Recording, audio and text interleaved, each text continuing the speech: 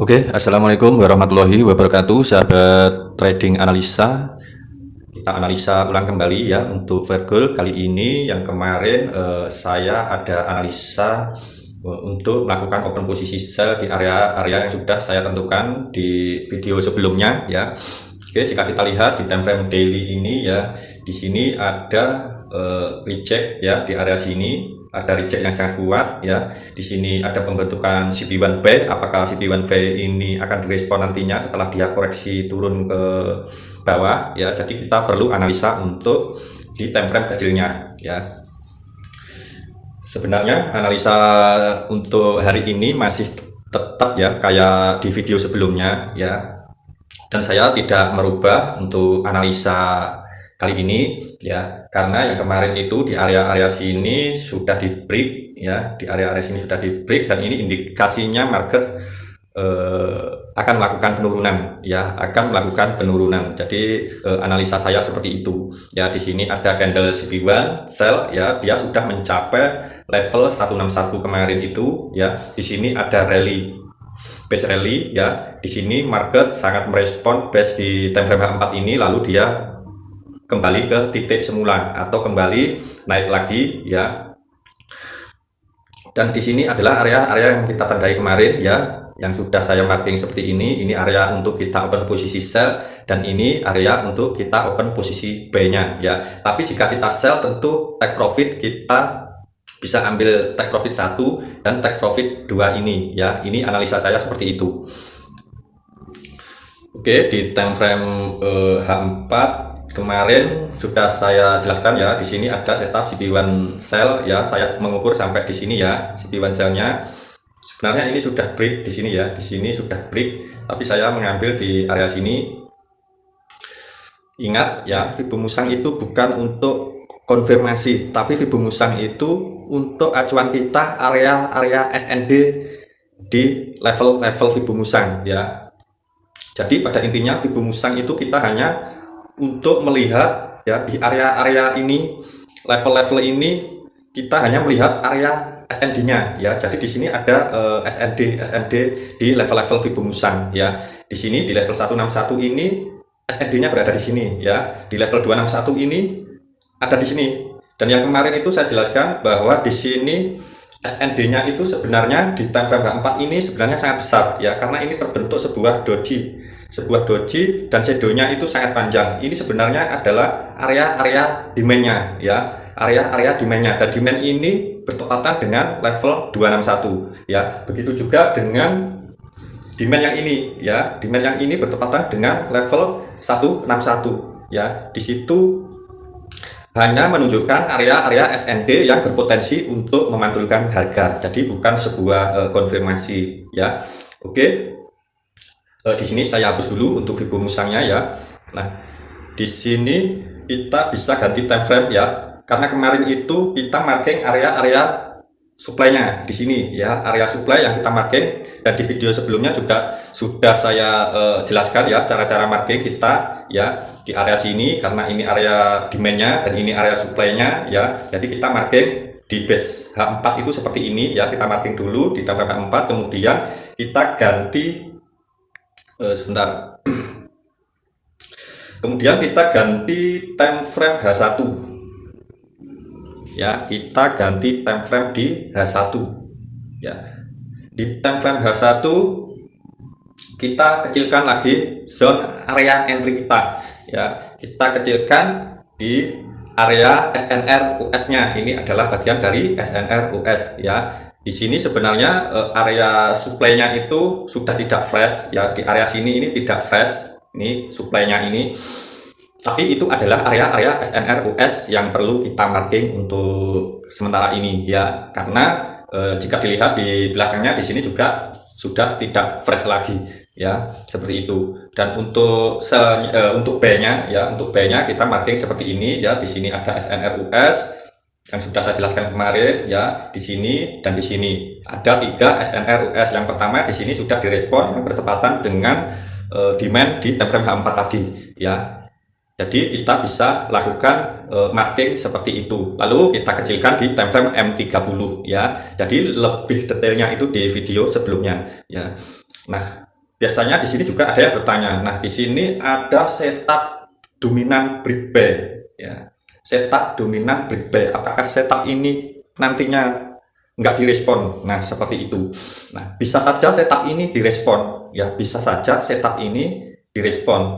Tapi kita juga perlu melihat di time frame besarnya. Misal di time frame H4-nya ya. Setup tersebut terbentuk di dalam sini ya. Setup tersebut terbentuk di dalam sini, dan candle ini justru terbentuk bearish engulfing, jadi bukan bullish engulfing. Untuk setup tersebut menurut saya itu masih belum kuat untuk melakukan kenaikan lebih jauh lagi ya. Jadi menurut saya market sekarang sedang mitigasi demand di bawah ini ya. Dia mitigasi karena di sini kemarin ada imbalance ya. Dia mitigasi, bisa saja dia nanti akan mengambil demand berikutnya ya. Di sini juga kita lihat di time frame ini masih ada imbalance baru ya, imbalance yang belum diisi ya. Bisa saja market nanti akan mengisi kekosongan ini ya. Maka dari itu saya sarankan untuk take profit kedua di area sini ya. Untuk open posisi kita bisa di bawahnya ini ya. Kita bisa open posisi di bawah sini, di rectangle-nya ya, seperti itu ya. Jadi alasan saya seperti itu kenapa dominan breakback ini tidak jadi pertimbangan ya. Sebenarnya juga kita juga wajib waspada ya. Tapi jika kita open posisi sell di area sini ya, kita open posisi sell di area sini, tentu ini risikonya juga tidak terlalu besar ya. Risikonya tidak terlalu besar. Beda jika kita mengambil setup ini ya. Setup ini jika kita open posisi buy ya, tentu SL-nya wajib berada di sini, dan ini sangat besar sekali. Dan menurut saya ya, setup ini juga tidak terbentuk di base atau di dalam base H4 ya, seperti itu. Jadi setup itu tidak terbentuk di base H4. Sekarang saya ingin memberikan contoh ya di sini tentang setup ya. Di sini jika kita lihat di sini setupnya ini ya. Ini dominan break sell ya. Coba kita marking ya. Kita marking. Atau kita langsung ke CB1-nya seperti ini ya, kita marking. Dan kita bedakan dengan yang ini ya. Kita bedakan dengan CB1 yang ini ya. Kita bedakan dengan CB1 yang ini. Dan kita lihat di time frame besarnya ya. Apakah di situ ada perbedaan ya. Nah, jika dilihat ya, jika dilihat di sini tidak ada bullish engulfing ataupun bearish engulfing ya. Masih terbentuk base tapi belum break ya. Di sini terbentuk base ya, dua candle ini, tapi masih belum di break ya. Di breaknya ini, tapi kemarin juga tidak direspon ya. Nah, beda dengan yang ini ya, beda dengan yang ini. Yang ini bisa dikatakan base-nya itu di sini ya. Jadi bisa dikatakan IB atau bearish engulfing ya. Ini bisa dikatakan dengan bearish engulfing. Nah, ini bertepatan dengan bearish engulfing ataupun IB atau supply ya. Supply-nya di time frame H4 ya. Bedanya itu di sini ya. Dia berada di dalam supply atau SND di time frame H4 ya. Jadi bedanya seperti itu. Maka setup tersebut di sini direspon ya. Di time frame H1 ini setup tersebut termasuk ini akhirnya direspon ya. Di sini ini setup CB1 sell ya. Dia melakukan penurunan sedikit, lalu dia mengambil area body di sini ya. Dia hampir naik ya, tapi di sini di reject lagi, lalu melakukan penurunan hingga di sini dia masuk di area demand di sini ya. Ini terbilang area order block ya. Di sini sangat bagus karena di sini sebuah base dan di sebelahnya itu adalah sebuah resisten ya. Sangat bagus sekali. Jika kita lihat, kita ukur pakai Fibo di sini ya. Di sini juga sudah sampai di level 161 ya, lebih. Cuma di sini dia dihentikan di area sini ya. Di sini saya katakan di video sebelumnya juga ada resisten, dan di sini ada sebuah base itu akan memantulkan harga ya, berpotensi akan memantulkan harga. Dan sekarang area ini sudah terbilang sudah tidak fresh lagi ya. Bisa saja ini hanya untuk mitigasi area ini, kemudian nanti dia bisa saja akan melakukan penurunan ya, seperti itu. Analisa saya sementara seperti itu ya, analisa saya sementara seperti itu. Tapi di sini masih ada area-area yang belum terjemput ya di sini. Oke, saya hapus dulu yang ini ya. Mudah-mudahan di sini sudah paham ya.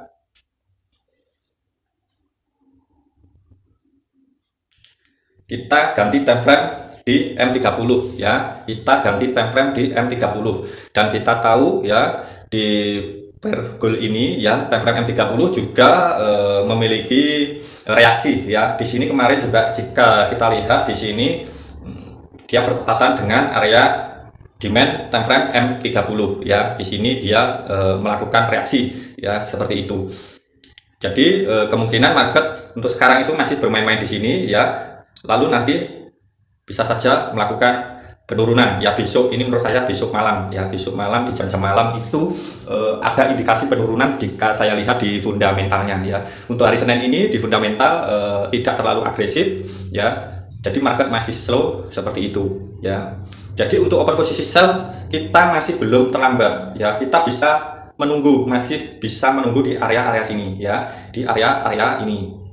Jadi masih wajib bersabar ya, karena market ini sangat santai ya. Biasanya dia akan memiliki volatilitas yang sangat tinggi besok ya, bisa saja langsung terjun ataupun naik jika ada news. Itu sangat rawan jika market itu berjalan dengan santai seperti ini ya. Jadi analisa saya tetap ya, kita tetap menunggu open posisi sell di area sini ya, untuk buy di area-area sini ya. Di sini sebenarnya open posisi sell sudah diambil, tapi saya lebih cenderung menunggu di angka 1918 dan 1920 ya, di area situ ya. Jika kita lihat rectangle-nya itu di time frame M5 yang kemarin saya marking itu, sebenarnya itu sudah masuk area-area supply yang fresh ya.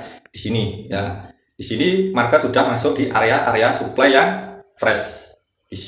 Ini adalah termasuk area yang fresh ya, supply ini. Tapi kemarin saya taruh di price candle bearish-nya ini ya, seperti ini. Jadi untuk mengurangi risiko lagi ya, cuma beberapa pips, dan di sini market merespon ya, market merespon ya, di situ market merespon.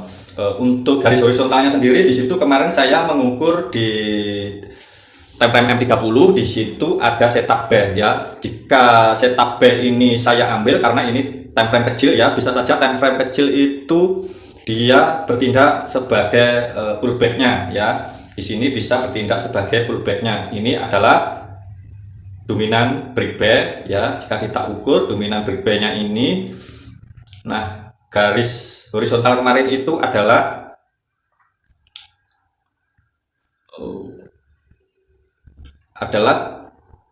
level 161 ya, level 161. Di sini sebenarnya level 161 tinggal sedikit ya.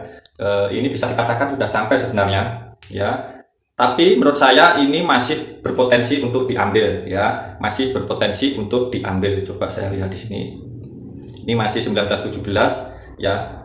Kalau saya masih cenderung dia akan mengambil harga 1918 ya, bahkan bisa di 1920 ya, seperti itu. Oke, di sini jika ini setup buy ya, ini sangat hampir menyentuh batas swing tertinggi ya.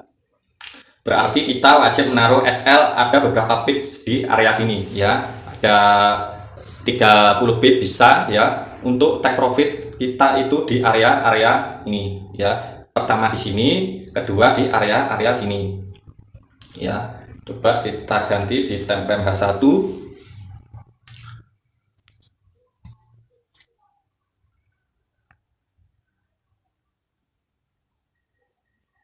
Oke, jika kita memasang SL dari area sini ya, kita ambil open posisi B di sini, sinilah katakan ya, ini sudah 1:2 lebih sedikit ya, 1:2 lebih sedikit, 3 dan hampir 4 ya, 1 2 3 4 ya. Ini sebenarnya sudah risk rewardnya itu sudah bagus ya, sebenarnya ini risk rewardnya itu sudah bagus. Jadi untuk open posisi sell tentu kita masih belum terlambat ya. Di sini bisa saja market juga merespon area ini ya, setup ini untuk bisa saja merespon ya. Di sini jika kita lihat level 161 juga tidak sampai melebihi swing high tertinggi ya. Jadi bisa saja sampai di sini ya, atau naik sedikit ya. Biasanya dia sweep sedikit dengan sweep liquidity, itu yang sangat berbahaya ya. Biasanya setelah sweep liquidity atau mengambil SL para retail itu market langsung terjun seperti itu ya. Jadi analisa saya untuk Maving kali ini ya, tetap saya mengambil open posisi sell-nya ya di area-area situ ya. Jadi untuk lebih jelasnya sahabat-sahabat trading analisa bisa menonton video sebelumnya ya. Jadi area entry saya untuk sell itu berada di sini, untuk buy berada di area sini ya. Jadi seperti itu. Oke, demikian penjelasan untuk video kali ini. Mudah-mudahan bisa bermanfaat. Dari trading analisa selalu mendoakan supaya sahabat-sahabat trading analisa sehat selalu, banyak rezekinya. Wassalamualaikum warahmatullahi wabarakatuh. Salam profit konsisten.